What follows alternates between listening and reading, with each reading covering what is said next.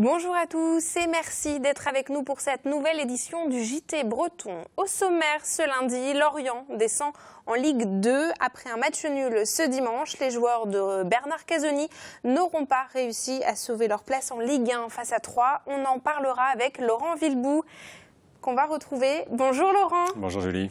Et alors vous étiez au match ce dimanche? Oui, comme beaucoup de Lorientais et comme tous ce matin, nous avons relu et nous nous sommes remémorés que Lorient est tombé. Lorient effectivement est en Ligue 2. On en reparle dans un instant avec les interviews de Bernard Casoni et du président Loïc Ferry. On vous retrouve dans un instant, effectivement, Laurent. Dans le reste de l'actualité, aujourd'hui, on parlera aussi de la 16e édition du Grand Prix de l'École navale qui s'est déroulée ce week-end. Et puis, retour dans les années 30 à Botoa, la reconstitution d'une classe d'époque charme les plus jeunes. Bienvenue à tous dans cette édition du lundi 29 mai 2017. Et la joie des Troyens au stade du Moustoir ce dimanche, contrastait évidemment avec la déception des footballeurs du FC Lorient. Ce dimanche, les joueurs de Bernard Casoni n'auront pas réussi leur maintien en Ligue 1. Alors que s'est-il passé pour l'équipe bretonne cette saison? On en parle tout de suite avec notre expert Laurent Villebout. Alors Laurent, on le disait, le FC Lorient dit au revoir à la Ligue 1. Oui, triste fin de saison. Après 11 saisons d'affilée en Ligue 1, eh bien, c'est la relégation pour les Merlus. Rappelons que les joueurs ont fini 18e de la saison régulière et donc barragistes. Une ultime opportunité de maintien était possible avec ces matchs de barrage. Occasion qui n'a pas été saisie après la défaite 2-1 à 3 jeudi soir au match aller. Lorient devait s'imposer hier soir pour espérer. Hélas, malgré 17 voire 18 tirs au but pour aucun de cadré.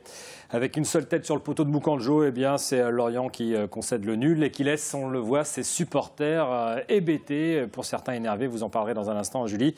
Bernard Casoni, lui, est arrivé en cours de saison pour une délicate opération en sauvetage. Il a cru le temps d'une Lorientada restée sans lendemain. Si je n'ai pas maintenu le club, c'est que j'ai manqué ma mission, bien sûr. Ben ouais. Bien sûr. Même si la mission n'était pas facile. Par où nous sommes passés, c'est vrai qu'après, depuis le match de Metz, on n'a pas réussi à gagner un match, quoi. Voilà. Donc, on a eu les opportunités et bon, ça nous a pas, on n'a pas toujours saisi notre chance aussi. Mais c'est dur ce soir, c'est dur, c'est cruel. Mais bon, c'est le football. C'est cruel pour l'entraîneur, pour les supporters et puis peut-être aussi pour certains salariés puisque la relégation sportive ne sera pas sans conséquence pour l'entreprise FC Lorient. Certains donc craignent peut-être de perdre leur travail puisque le budget du club devrait considérablement se ressentir de cette rétrogradation puisque le FCL va perdre en droit télé. Le FC Lorient dont le président indiquait dès hier soir vouloir assumer. Je suis un président qui assume, c'est-à-dire que je suis le patron de l'entreprise et je vais m'attacher à faire en sorte qu'on construise une équipe compétitive l'année prochaine pour ramener le FC Lorient dans l'élite. Et encore une fois, ça ne se décrète pas, donc ça n'arriverait à rien de dire on va remonter tout de suite. On aura un budget très compétitif l'année prochaine pour être ambitieux en Ligue 2. Un budget très compétitif, être ambitieux en Ligue 2, on ne sait pas trop ce que ces mots veulent dire dans la bouche du président Ferry. En ce qui concerne l'équipe, si le président Ferry est cohérent sur la politique menée jusqu'ici, il ne serait pas étonnant qu'il laisse partir certains de ses joueurs bankable, comme on dit, pour atténuer les pertes financières. On pensera à Moukanjo ou encore à Waris, voire Benjamin Lecomte. Encore faudrait-il qu'il y ait des offres de formulées. Nous aurons l'occasion, évidemment, d'en reparler ici même. Évidemment. Et puis au-delà de l'aspect sportif, il faut noter ces incidents suite au match donc, de ce dimanche à Lorient. Des insultes ont été proférées à l'intérieur du stade par les supporters envers le président du club Loïc Ferry.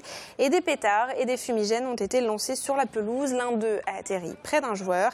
À l'extérieur du stade, des poubelles et des fûts de bière ont été jetés. Les CRS ont dû charger. Ils ont été rejoints par des policiers. Dans le reste de l'actualité sportive, il y a les extrêmes, Laurent, avec cette fois-ci un club qui a le sourire.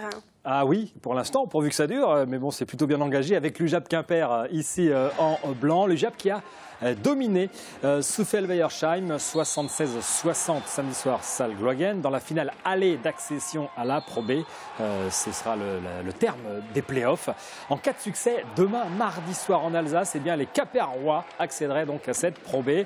Alors s'ils n'y parviennent pas, mardi soir, ils auront le fameux match 3, le match d'appui. Ce sera à Quimper samedi. Là, pour le coup, en cas de victoire, eh bien, les Quimpérois seraient en Pro B. Et très vite enfin, Laurent, comme les coureurs d'ailleurs, 2 manches de la Coupe de France cycliste en Bretagne ce week-end. Oui, on va commencer par le Grand Prix de Plumelec, la 9e manche de cette Coupe de France, avec en haut de Cadoudal, vous avez vu la fusée qui arrive là. Eh bien, c'est Alexis Vuillermoz, puncher de la G2R à la mondiale.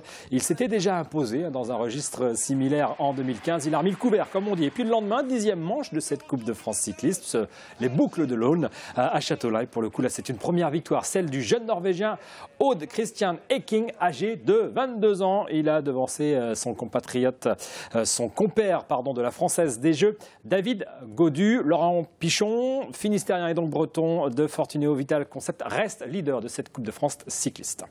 Merci beaucoup Laurent, en tout cas pour toute cette actualité sportive. On vous retrouve très bientôt. Et en bref, le local de campagne à Douarnenez de Liliane Tanguy, candidate La République En Marche sur la 7e circonscription du Finistère, a été vandalisé dans la nuit de dimanche à lundi. La permanence avait été inaugurée ce vendredi. Les vitres ont été frappées à coups de masse, mais aucun signe d'effraction. Liliane Tanguy, dans un tweet, se dit choquée par l'attaque contre son local et signale qu'il s'agit pour elle d'une atteinte à la démocratie. Filons sur l'eau. À présent, le Grand Prix de l'École navale s'est déroulé comme traditionnellement ce week-end de l'Ascension près de la presqu'île de Crozon. Une édition marquée par des conditions compliquées, peu de vent et de forts coefficients de marée. Gaëtan Pinel nous en dit plus dans ce reportage. Les airs du Bagat de Longby ont porté les 231 bateaux réunis dans le week-end. Un record pour le Grand Prix de l'École navale. De Camaret à Lanvéoc, en passant par Crozon-Morgat et Roscanvel, 11 séries de bateaux ont navigué pour cette 16e édition. 6 de ces 11 séries qui sont là font ici leur championnat de France. Donc les J80, les Diam 24, les Requins sont venus défendre leur titre. On organise également une épreuve pour le handisport, alors qui se passe à Brest parce que ce sont des mini-J et qui ont besoin d'un plan d'eau un peu plus resserré. Mais c'est aussi dans le cadre du Grand Prix et ça nous tient à cœur que tout le monde puisse venir pratiquer la voile, y compris ceux pour qui c'est plus difficile. Parfois contrariés par un vent trop léger ou trop violent, les manches se sont déroulées sous l'œil de Camille Lecointre. La championne du monde 2016 et surtout médaille de bronze à Rio en 470 avec Hélène de France, est l'heureuse marraine du Grand Prix 2017. C'était aussi une façon de remercier ce que fait la Marine nationale pour moi, puisque grâce à l'armée de champions, en fait, elle me permet de continuer mon projet sportif en me permettant de m'entraîner. En parallèle de la régate, l'école navale a ouvert ses portes au public ce samedi. Stand de réalité virtuelle, simulateur de navigation et même parcours du combattant pour enfants ont constitué une mise en bouche des métiers de la marine.